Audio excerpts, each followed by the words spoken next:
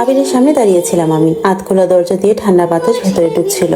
আবির চুপচাপ দাঁড়িয়েছিল, যেন নিজের বিচার শোনার অপেক্ষা করছে। বাজারের সামনে লোকজনের মাঝে তার গাল বেয়ে নেমে আসা চোখের পানিটা পুরো রাস্তা জুড়ে আমার মাথার ভেতর ঘুরছিল।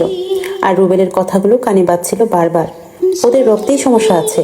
কিন্তু বাড়িতে ঢোকার পর অদ্ভুত একটা ঘটনা ঘটলো। আবির ক্ষমা চাইলো, দরজার পাশে দাঁড়িয়ে ভাঙা গলায় বলল, দুঃখিত খালা, আমার জন্য আপনার সমস্যা হওয়া উচিত হয়নি। আমি অনেকক্ষণ তার দিকে তাকিয়ে রইলাম। তারপর সেই বাড়িতে আসার পর প্রথমবার স্পষ্ট গলায় বললাম, তুমি কোনো ভুল করনি। আবির অবাক হয়ে চোখ তুলল, যেন বিশ্বাসই করতে পারছে না। কিন্তু আমি আর কিছু বলতে পারলাম না। সোজা নিজের ঘরে ঢুকে দরজা বন্ধ করে দিলাম। তারপর আলমারির নিচ থেকে সেই পুরনো বাক্সটা বের করলাম, যেখানে 20 বছর ধরে উর্মির চিঠিগুলো রেখে দিয়েছিলাম। 15টা চিঠি। সময়ের কারণে কাগজগুলো হলদে হয়ে গেছে। কিছু খামের উপর পানির দাগ, যেন কেউ কাঁদতে কাঁদতে সেগুলো ধরেছিল। অনেকক্ষণ শুধু তাকিয়ে রইলাম। তারপর প্রথম চিঠিটা খুললাম। প্রথম লাইনটাই আমার নিঃশ্বাস বন্ধ করে দেওয়ার জন্য যথেষ্ট ছিল। আপা, আল্লাহর কসম, আমি কখনো তোমাকে কষ্ট দিতে চাইনি। আমি শক্ত করে চোখ বন্ধ করলাম, তবু পড়তে থাকলাম। আমি জানি তুমি কোনোদিন আমাকে ক্ষমা করবে না, কিন্তু তোমার জানা দরকার সবকিছু সায়ানি শুরু করেছিল। আমি শহরে ফেরার পর সে প্রতিদিন আমার কাছে আসতো, বলতো তুমি বদলে গেছো, তুমি ঠান্ডা হয়ে গেছো। আর সে এমন একটা বিয়েতে আটকে গেছে যেটা সে আর করতে চায় না। আমার মুখ গরম হয়ে উঠল। চিঠিটা হাত থেকে পড়ে গেল। আমি সারা জীবন ভেবেছি উর্মি আমার কাছ থেকে সায়ানকে কেড়ে নিয়েছে। ভেবেছি তার সৌন্দর্য, তার হাসি, তার মিষ্টি স্বভাব দিয়ে সে আমাদের সম্পর্কের মাঝে ঢুকে পড়েছিল। কিন্তু চিঠিটা অন্য কিছু বলছিল। আমি তাড়াতাড়ি দ্বিতীয় চিঠিটা খুললাম। আমি তাকে দূরে সরানোর চেষ্টা করেছি। আল্লাহর কসম করে বলছি, আমি তাকে বলেছিলাম তুমি আমার আপার হবু স্বামী, কিন্তু সে আমাকে ছাড়েনি। আর যখন আমি তোমাকে সত্যিটা বলেছিলাম, তুমি আমার দিকে এমন ভাবে তাকিয়েছিলে যেন আমি শয়তান। আমার মুখ থেকে ছোট্ট একটা শব্দ বেরিয়ে এলো। পুরনো স্মৃতিগুলো ঝাপসা হয়ে ফিরে আসতে লাগলো। সায়ান একদিন আমাকে বলেছিল উর্মি খুব বেশি আদুরে। তোমার বোন আমার দিকে অদ্ভুত ভাবে তাকায়, ওকে গ্যারেজে আসা বন্ধ করতে হবে। সেদিন আমি কোনো প্রশ্ন ছাড়াই তাকে বিশ্বাস করেছিলাম, কারণ সে ছিল আমার হবু স্বামী আর আমি তাকে ভালোবাসতাম। আর উর্মি, তাকে দোষ দেওয়া সবসময়ই সহজ ছিল। আমি তৃতীয় চিঠিটা খুললাম, আর সেটাই ছিল সবচেয়ে ভয়ঙ্কর। আমি গর্ভবতী আপা। আমার হাত ঠান্ডা হয়ে গেল। আমরা গ্রাম ছাড়ার পর জানতে পারি। যখন আমি সায়ানকে বললাম, সে বদলে গেল, খুব রাগী হয়ে গেল, সারাক্ষণ মদ খেত। আর আবির জন্মানোর পর ও আরো খারাপ হয়ে যায়। আমি শুধু আমার ছেলের জন্য সব সহ্য করেছি। কিন্তু সত্যি হলো, যাকে তুমি এতদিন হৃদয়ের ক্ষত ভেবে বয়ে বেড়াচ্ছ, সে কখনোই তোমার যোগ্য ছিল না। আমি নিজের মুখে হাত চাপা দিলাম। 20 বছর ধরে আমি নিজের ভেতরে বোনের বিরুদ্ধে আগুন বয়ে বেরিয়েছি। 20 বছর ধরে বিশ্বাস করেছি একমাত্র ভুক্তভোগী আমি।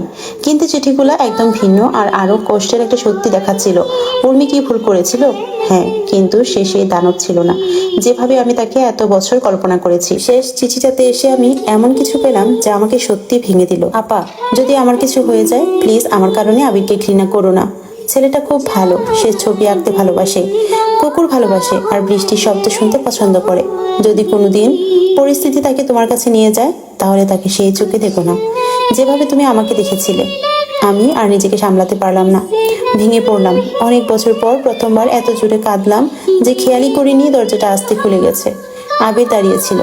ভয় পেয়ে দ্রুত বলল, দুঃখিত, আমি আপনার কান্নার শব্দ শুনেছিলাম, ভাবছিলাম আপনি অসুস্থ হয়ে গেছেন। কিন্তু আমি হঠাৎ উঠে তার দিকে হাঁটলাম। আবির জায়গায় জমে গেল, আর আমি তাকে জড়িয়ে ধরলাম খুব শক্ত করে।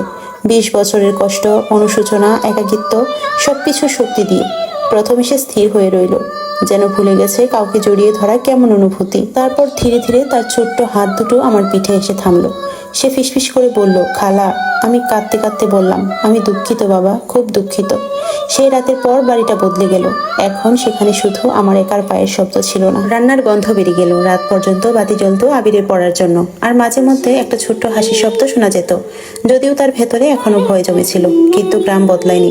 মানুষ এখনো ফিসফিস করতো, ও উর্মির ছেলে, মায়ের মতোই দেখতে, নিশ্চয়ই ওদের মতোই হবে। একদিন আবির স্কুল থেকে মুখে আঘাত নিয়ে বাড়ি ফিরল। আমি ভয়ে উঠে দাঁড়ালাম। কে করেছে এটা? সে চুপ করে রইল। আমি ক্ষত পরিষ্কার করতে করতে রাগে বললাম, উত্তর দাও আবির।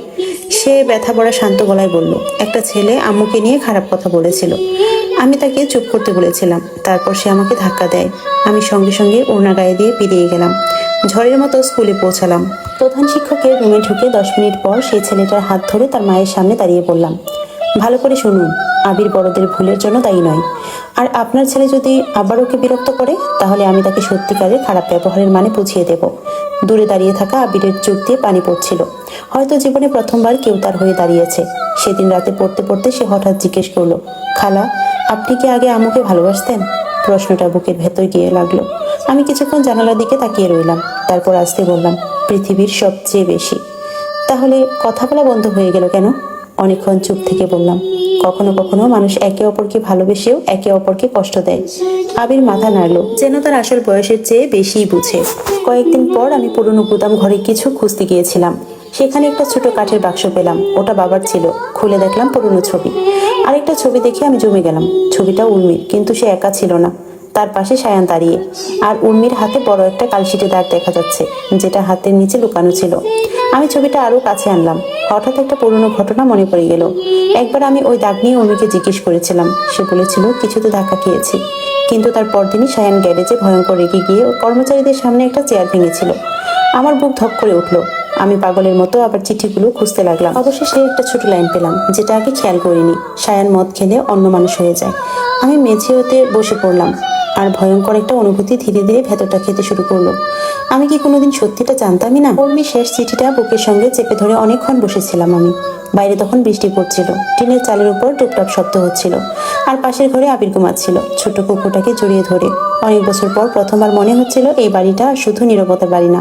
উর্মি আমাকে শুধু কষ্ট দিয়ে যায়নি, সে অজান্তে একটা জীবনও রেখে গেছে আমার জন্য। আবির। পরের কয়েক মাসে ছেলেটা পুরো বাড়িটার ভেতর ধীরে ধীরে ছড়িয়ে পড়লো। সকালে ঘুম থেকে উঠে দৌড়ে খামারে চলে যেত। গরুগুলোর নামও দিয়ে ফেলেছিল। একটা নাম মিষ্টি, আর একটা নাম বাদশা। আমি বকা দিয়ে বলেছিলাম, গরুর আবার এত নাম লাগে নাকি? সে হেসে বলেছিল, লাগে তো, নাম ধরে ডাকলে ওরা খুশি হয়। আমি মুখ ঘুরিয়ে ফেলেছিলাম, কারণ অদ্ভুতভাবে কথাটা শুনে আমার হাসি পাচ্ছিল। বাড়িতে এখন নতুন নতুন শব্দ শোনা যেত। সিঁড়ি বেয়ে দৌড়ানোর শব্দ, পড়তে পড়তে বিরক্ত হয়ে দীর্ঘশ্বাস ফেলার শব্দ, রাতে ঘুমানোর আগে দরজার পাশে থেকে আসতে বলা, শুভরাত্রি খালা। শব্দটা বুকের ভেতর কেমন নরম উষ্ণতা ছড়িয়ে দিত, যে উষ্ণতা আমি বহু বছর ভুলে গিয়েছিলাম। তবু গ্রামের মানুষ বদলায়নি। বাজারে গেলে এখনো কেউ কেউ ফিসফিস করতো, উর্মির ছেলে, দেখতে একদম মায়ের মতো, রক্ত তো রক্তই। আমি আগে এসব শুনে চুপ থাকতাম, এখন আর থাকতে পারি না। একদিন বাজারে মাছওয়ালার সামনে একজন বলেই ফেললো, আপা, এত আদর করেন না, মায়ের রক্ত তো একদিন বের হইবই। আমি ঠান্ডা গলায় বললাম, মানুষের রক্তে পাপ আসে না, শিক্ষা আর ভালোবাসায় মানুষ বড় হয়। আসসালামু আলাইকুম, সবাই কেমন আছেন? আমার ছোট বোন আমার হবু স্বামীকে নিয়ে পালিয়ে গিয়েছিল। গল্পটি শেষ পর্ব আজকে আপনাদেরকে পড়ে শোনালাম। গল্পটি কেমন লেগেছে অবশ্যই ছোট্ট একটা কমেন্টের মাধ্যমে জানাতে ভুলবেন না। এরকম আরো গল্প পেতে অবশ্যই আমার সাথে যুক্ত হয়ে যাবেন। ধন্যবাদ সবাইকে। আজকের মতো বিদায় নিচ্ছি। আল্লাহ হাফেজ।